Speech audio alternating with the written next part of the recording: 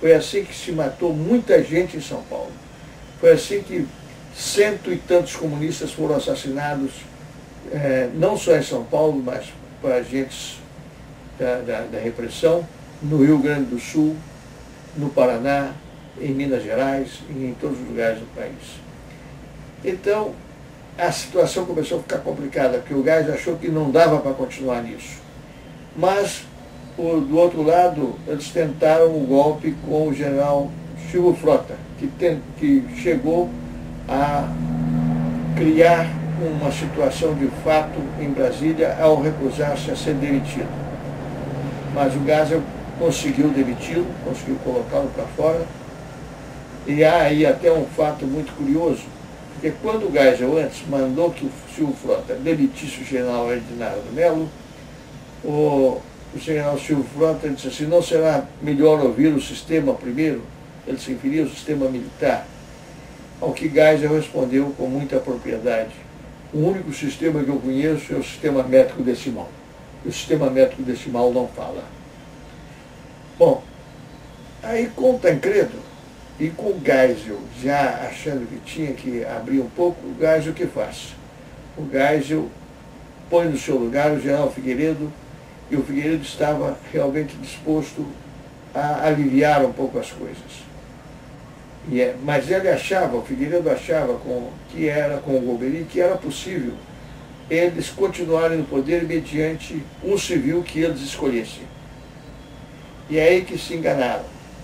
Eles primeiro tentaram apostar no que eles chamavam de um anfíbio, que era o coronel Mário Andreasa, que Andreasa era militar, mas não era, o que se pode dizer, um militar da repressão.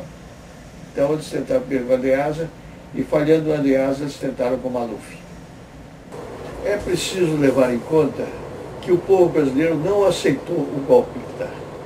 Setores da classe média aplaudiram, e os conservadores disseram, mas o povo, os trabalhadores, os estudantes, a juventude, toda essa gente, os camponeses, os trabalhadores do campo, não aceitavam o regime militar, não aceitavam aquela situação. E houve, como todo mundo sabe, o processo de luta armada. Esse processo de luta armada, em que morreram jovens idealistas e pessoas que, com a grande coragem pessoal, foi um grande movimento que ajudou a redemocratização. Porque se o povo não manifestasse, se não houvesse esse grupo pequeno de patriotas, que eram chamados, evidentemente, terroristas, se não houvesse esse grupo de patriotas lutando, se muitos não tivessem morrido, como morreram, e nós precisamos entender que as coisas começaram primeiro pacificamente, com a passeata dos 100 mil aqui no Rio de Janeiro, que acabou com a morte de um estudante, a bala, o estudante Edson Luiz. Não havia, com a resistência dos militares a qualquer tipo de atividade política, a única saída que esses rapazes viram foi o da luta armada. E essa luta armada permitiu que depois houvesse a luta política como houve. Essa luta política que foi dirigida por Tancredo Neves.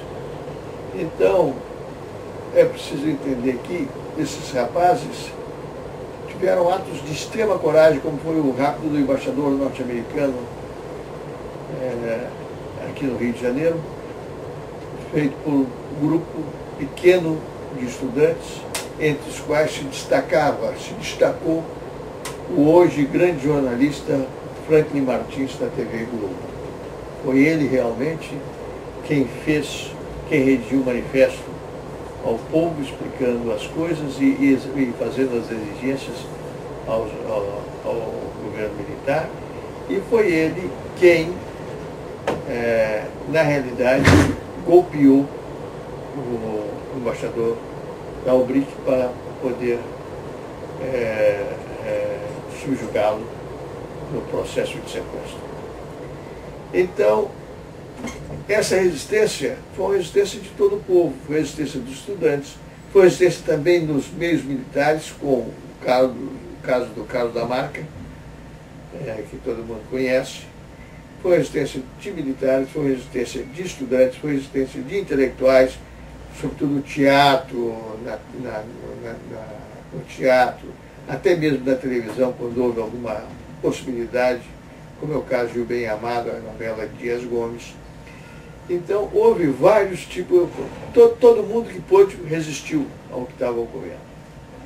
Isso tudo ajudou a que a ditadura se desgastasse e um processo político fosse capaz, com a campanha das diretas, a movimentação do povo, e fosse possível a vitória de Tancredo do Colégio Eleitoral e a transição pacífica para o regime democrático com a posse do vice-presidente eleito, que era o senhor José Sarney. Primeiro houve aquela ligação, aquela necessária aglutinação entre os moderados da oposição e os moderados que se encontravam no governo, como era o caso do senhor José Sarney, do senhor Aureliano Chaves, do senhor Marco Maciel, que se somaram a Tancredo na Aliança Democrática, no movimento democrático. E antes disso, aquela coisa magnífica que foi a mobilização do povo pelas eleições diretas das ruas, que nasceu de um encontro em Foz do Iguaçu, com os governadores eleitos em 82, porque em 82 houve eleição direta para os governadores. Isso estava no projeto de extensão do general Geisel, que o general Figueiredo executou. Foram eleitos 8 governadores do PMDB, mais o senhor Leonel Brizola, do Rio de Janeiro, pela oposição também, pelo PDT. Então nós tínhamos aí 9 governadores de estado e dos principais estados brasileiros. A oposição passou a governar São Paulo, Rio de Janeiro, São Paulo, Rio de Janeiro, Goiás,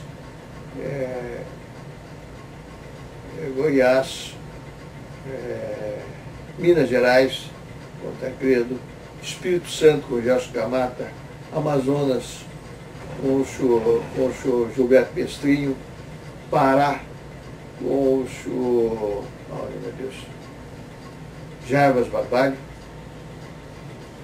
E então, com esta oposição, foi possível no Colégio Eleitoral a vitória de Tancredo Neves. Nisso se resume o processo histórico. Agora, o que nós podemos dizer é o seguinte, que a ditadura foi péssima para o país.